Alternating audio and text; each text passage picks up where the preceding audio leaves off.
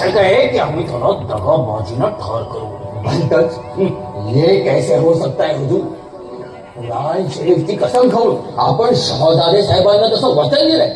वचन ज्या हुजूर. आणि कुरान शरीफची कसम खाऊ ज्या मेऱ्या. असा त्याची जिम्मेदारी आहे. माझ्यावर वजीर आझम, हा. माझ्यावर खाविंदांनी केलेल्या हरेक दगाबाजीची जिम्मेदारी माझ्यावर असते. तसे लिहून दिलेले कागद रुजू आहेत हुजूरांच्या दप्तरी. मौलवीजी, हुजूर, आम्ही दिलेल्या कुरान शरीफाच्या प्रती गेल्या हज यात्रेच्या वेळी विक्रीसाठी आम्ही तुमच्या स्वाधीन केल्या होत्या. कुरान शरीफाच्या प्रती ना ते त्याच वेळी विकल्या गेल्या. त्याचे नगद रुपये 210. जी हा हुजूर, नगद रुपये 210 जमा झाले. राजी झाले म्हणायचे. इतराजी ज्या हुजूर. परवानगाराची इतराजी ज्या मेऱ्या का. आणि आमच्यावर तौबा तौबा. शहजादे साहेबांवर भला अल्लाह तालाची इतराची आपल्यावर कशी काय होईल? असेल असेल खुदाची आमच्यावर देखील खपामर्जी झाली असेल. आम्ही शहाजादा होतो तेव्हा शहाजाद बाजू नाही असं तू म्हणतो तेच बरोबर. खुदाची शहाजादावरच खपामर्जी झाली. हुजूर, आपण बिलकुल बेचैन होऊ नये. शहजादे साहेब नर्मदापार निसटले तरी त्यांना पकडण्यासाठी देवीसिंग बुंदेला डोळ्यात तेल घालून फौज बंदवून उभा आहे. हे तो आम्हाला सुनावतोस असं. और एक ताजा खबर सुन लो. और ताजा खबर. हा और एक ताजा खबर. शहाजादा अकबर बागलांची हद्द ओलांडून गुलशनाबादेकडे गेला. लेकिन शहजादे शालाव आणि मोहजमदेच्या पाठवण्याची शहाजादाची पाठ हगट करतायत. असत तैमूर वंशाचे शहाजादे असं तरी बादशाही तख्ताशी इमानदार राहिले नाही. असत बादशहाच्या पोटी तख्तासाठी झगडा करणारे शहजादे मुली जन्माला येऊ नयेत. बादशहाला आम्ही फक्त इमानी राहत. बादशहाला आम्ही दिल्या अप्पाची तामील करणारे शूर सरदार. बादशहाला आम्ही दुश्मनावर तुटून पडणारी कडवी फौज. याचे वारसदार शहजादे बालबच्चे म्हणजे असं तिथे निखरे निखरे आणि निखरेपुरते पुढल्या पूर्वी झुजून जातील तर अल्लाह तालाची केवढी खैर होईल नाही. ला इलाहा इल्लल्लाह मुहम्मद रसूलुल्लाह अकबर परवरदिगार. जहापणा जिल्हे सुभानी जल्लुल्ला. आपण खामखा बेचैन होता. शहजादे साहेब बागलातून निसटले तरी धावून पळून जातील कुठं? या घडीला शहजादे साहेबांना आश्रय द्यायला कोण धजावेल? शहाजादाला आश्रय द्यायला कोण ढसावे? असद तू हा सवाल आम्हाला पुसतोयस. अरे लाखांच्या मार्गठांची तुला इतक्यातच धूळ पाहिली. आग्र्याच्या कडेकोट पहाऱ्यातून आमच्या डोळे देखत सही सलामत निष्ठून जाऊन तख्तानशी होणाऱ्या त्या खॉफर शिवाजीला तू इतक्यातच विसरलास पागल. तो शिवाजी संपला जहापणा. आता त्याचा बेटा तो पवार सौदा संभाजी वर्गठ्यांचा राजा. शहजादे साहेबांना पाठीशी घालायचं धाडस तो करणार नाही. निदान या घडल्या तरी मळगठ्यांची तेवढी हिंमत होणार नाही. काय डोके चुहे. गलाती करतोयस असत तू गलाती करतोयस. दाखांचे सुभेदार असल्यापासून एक पहाड उठे शिवे आम्ही फार जवळून पाहतो. विजाशी राहू नकोस. तख्तानशीन होऊन वर्षा उलटण्यापूर्वी बुराणपूर्वर धड घालून या संभाजीनं मोगली सत्तेचा नाक कापलाय. या संभाजीच्या हिमतेबद्दल आम्ही गाफील नाही. हल्ला करो आणि संभाजीच्या हातून एवढी एक गलाती न करो. असद आमच्या हयातीतील आखरी मुकाबला या दख्खनच्या मरगठ्यांशीच होणार हे आम्ही पोते जाणून आहोत. लेकिन हा मुकाबला या घडीला या घटकेला आम्हाला नको आहे. खलिता जी हमें जोर लागलो.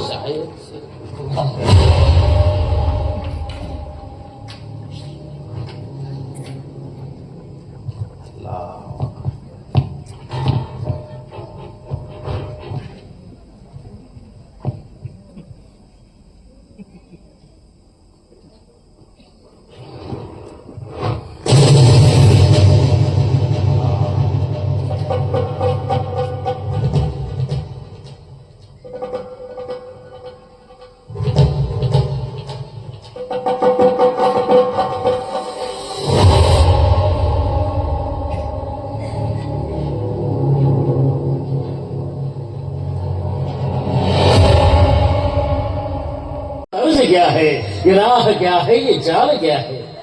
राणी सरकार ही गजल ऐकता ऐकता आपली एवढी दर्दभरी याद आली पुढे सांगू. हा हा, हे काय आपण कोणापुढे उभे आहोत, कोणापुढे बोलतो आहोत, त्याचा काही पोच. तो पोच आम्ही कधी सोडला नव्हता आणि सोडणार नाही. पोच सोडलाय सरदार गणोजी राजे शिर्के. महाराज हा सबूत. राणी साहेब, आम्ही आमच्या अंतपुरात उभे आहोत की दरबारात? नाही कोणी म्हटलं. मग या आमच्या अंतपुरात आमच्या बरं वाईट वर्तनाचा जाब पुसायचा अधिकार कोणाचा आहे? अर्थात आमचा. पण झालं तर मामला साफ आहे. गणोजी राजे, शोक करायचा तर तो उजळ माथाने करायचा आणि केलेल्या शोकाबद्दल सजा घ्यायची तर ती या इथे आमच्या अंतपुरात आमच्या जीवाच्या कलिजाकडे. गृहिणी सचिवा सखी मितहा प्रिय शिष्या ललिते कलाविध. पुढे म्हटलं ना. शिर्के, थोडं काव्य पडत चला. थोडा काव्यात रस घ्यायला शिका, म्हणजे असल्या उपऱ्या उचामध्ये दिल दिमाग गुंतून नाही पडायचं आपला. माफ करा महाराज, आम्ही अडाणी माणसं, पण हे काव्य बिव्य काय आम्हाला कळत नाही. असं मग वतन मिळण्यासाठी खिंडीत गाठून स्वामींच्या गळ्याला टाच कशी लावावी हे मात्र आपल्याला बरोबर कळतं नाही. मी पर्यास होतोय हा महाराज. आमच्या बोलण्याचा मतलब इतकाच होता की आम्ही बोलून चालून शिपाईकडे तरी देखील मोगलाय नाही. चिंता करू नये महाराज, भवानी मातेच्या कृपेनं सगळं मंगल होईल. कवीजी, मातेच्या कृपेची आम्हाला कधीच चिंता नाही. हे राज्य व्हावं ही श्रींची इच्छा. हे राज्य प्रतिपतचंद्र लेखी व वर्धिष्णू व्हावं असा साधू संतांचा आशीर्वाद आहे. माझ्या प्रजाजनांची ती आस आहे. माझ्या शूरवीर सैनिकांचा तो एकमेव ध्यास आहे. पण कविराज, इथल्या मातीत वाढलेल्या वतनदारांना चिंता पडली आहे ती फक्त आपल्या वतनाची. मात्र पण मंत्र्यांना मुत्सद्यांना घोर पडलाय तो दौलतीपेक्षाही स्वतःच्या रक्षणाचा.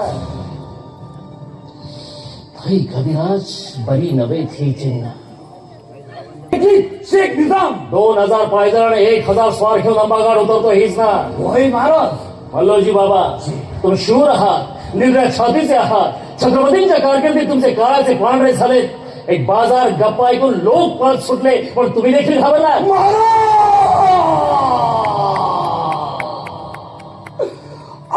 कोणाच दिवस पाहिसा गावभर नसता बोल. या म्हातारा मल्लोजीला मल्लोजी बाबा, पायापासून माथ्यापतर लढाई मध्ये झाल्या जखमंत वंतरी बघा.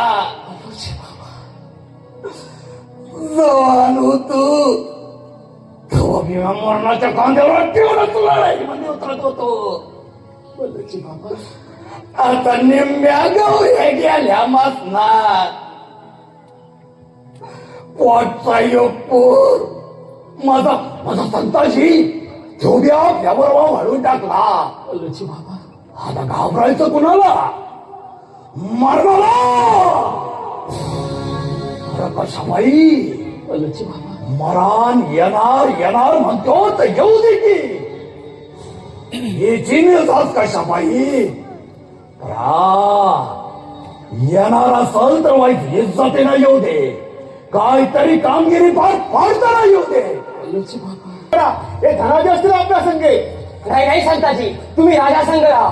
मी शेख निजाम हैदराबाद तुटून पडतो. अरे, तुमच्या फावड्या बंधू प्रेमाला कोणाची दृष्ट न लागू बरं. विलंब होतोय महाराज. करा महाराज. हात घेऊन येऊन बसलाय. आता काय करू बाबा. सर्वस्व गमावलेल्या राजाच्या हुकमाचं पालन घेतला घाटल. बस मल्लोजी बाबा, तलवार म्यान करू नका. संताजी, धनाजी, महाराज आणि राणी साहेबांची चिंता करू नका. आबासाहेबांची दौलत नका. कलश, आपला काय विचार आहे? छत्रपतींच्या राज्यात शायरांना सौभाग्य होतं. आपणच नाही ते शायरी कुठून शायरी ऐकायला आणि बोलायला गोड वाटते, पण वक्त हा मामला वेगळा आहे. अजूनही विचार करा. नाही महाराज, जो विचार आपला तोच आमचा. कदाचित जिवंतपणे हाती गवसलो तर मृत्यू हलाल करत वाजत गाजत येईल. असा होत येईल. त्या घडीला देखील शायरी ऐकूनच मी आपणाकडून लाद घेईन.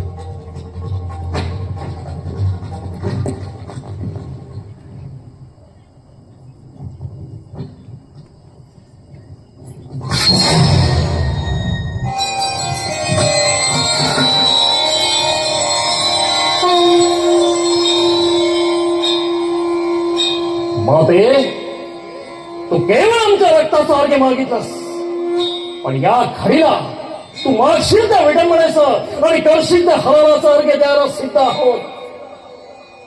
पण माते, हे अर्घ्य घेऊन तरी तू संतुष्ट हो. श्रेणी छेडलं आणि अवसराने घडवलेलं हिंदवी राज्य जगू दे, वाढू दे. या राज्याचं निशाण कधीतरी असे तू हिमाचल फडकू दे.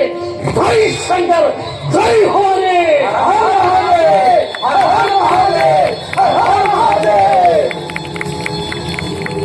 आम्ही संभाजीचे आहे त्याबद्दल तुमची खातरजमा झाली. याच संभाजीचा बाप तो जाहीरनामे शिवाजी आग्र्याच्या कडेकोट पहाऱ्यातून आमच्या डोळ्यात एकच कसा सही सलामत देशातला त्याची तुम्हाला इतक्यातच भूत पडली. काय संभाजी गोळ्या वयाचा पोर असता दिलेर खानाच्या मृत्यूच्या शिवाजीनं त्याला किती शितापेला पळवून दिला.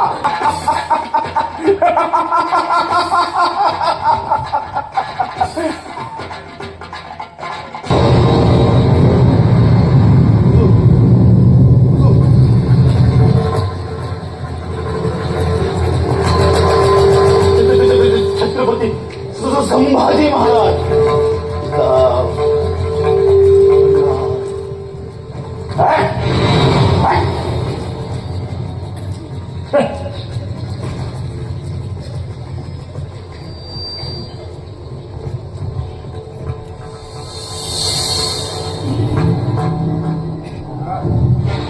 एक दोहा सुनाव. हा जरूर जरूर कवीजी.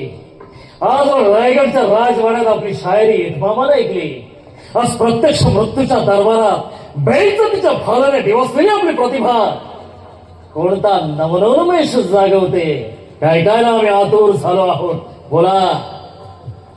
राजन, तू तप तेज निहार के तख्त तजोवरंग. तू तप तेज निहार के तख्त तजोवरंग. वाह वाह कवीजी वाह. दोहा पुरा केला नसेल तरी चिंता नाही. शेख निजाम, तुम्ही दख्खनी दोहा नीट समजला नसेल तर उलगडून सांगतो. कवीजी म्हणतात, हे राजन, तुला पाहून बादशाला दिवाळखोर आणि वैभवानं सिंहासनावर बसण्याचं भान देखील राहिलं नाही. तुला तमीज देण्यासाठी तो खाली उतरला, जमिनीला टेकला. पहा पहा मुकरब खान, बादशाहाने मस्तक जमिनीला टेकलं देखील. कवीजी, रायगडावर असतो तर या एका ओळीसाठी आम्ही आपल्याला गळ्यातला कंठा बहाल केला असता. पण या घडीला आमच्या हातात आहेत फक्त हे साखरदंड. बोला, काय देऊ आम्ही आपल्याला? महाराज, येईल त्या भयानक मृत्यूला सामोरं जाण्याचं आपलं सामर्थ्य. कवीजी, त्या धैर्यासाठी आमच्यापुढे बदल कशा पायी पसरतात. परमपूज्य आबासाहेबांना स्मरण करा आणि धैर्य त्यांना मागा. जिंदगी कैक प्रसंगी त्यांच्या समोर ठाकलेला मृत्यू आल्या पावले ओशाळला नाही का? आम्ही आजही ताट उभे आहोत ते त्यांच्या पुण्याईवर.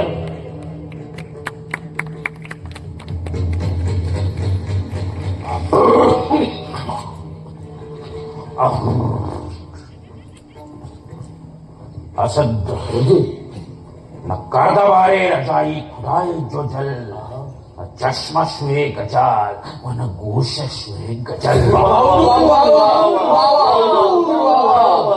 मालवीजी, मतलब ध्यानी आला नाही.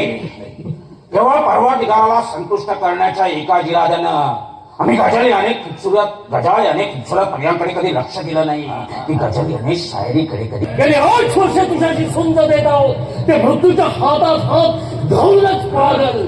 जाहीरनामे फुलवात तू आमचा कैदी आहेस. हुकूम फरमावण्याचा अवकाश तुला कुत्त्याच्या मोतीने मारावं लागेल. औरंगजेब, तू कुत्त्याची मौत कधी पाहिलीस? नाही. कधी, केव्हा आणि कुठे बसशील? कुत्त्याची मौत पाहायला देखील कुत्त्याच्या इमानाचा अनुभव घ्यावा लागतो. आबासाहेबांसारखा. आबासाहेबांची चिता पेटली तेव्हा त्यांच्या लाडक्या कुत्र्यानं वाघानं भार पेटत्या डोळ्यात की वाघासाठी घेतली.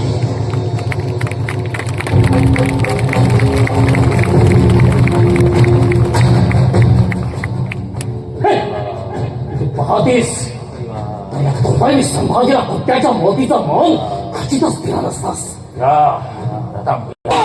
या शिवपुत्र संभाजीला माझ्यातील अनादी अनंत तर गाठीचा मुक्त आहे. नैनंद छिन्नंद शस्त्राणी नैनंद हदी बालकः. औरंगजेब, सोडशील तू अवघा देह, छाटशील तू एक हात पाय, पण हे हात पाय म्हणजे मी नव्हे, की हा देह म्हणजे मी नव्हे. औरंगजेब, वाऱ्यावर समशेर चालून वादाचा शिरच्छेद होत नाही, की पळा पेटे पलिते लावून समुद्राची सरळ सोडता येत नाही. संभाजीराजे, तुमची भाषा आम्हाला समजत नाही.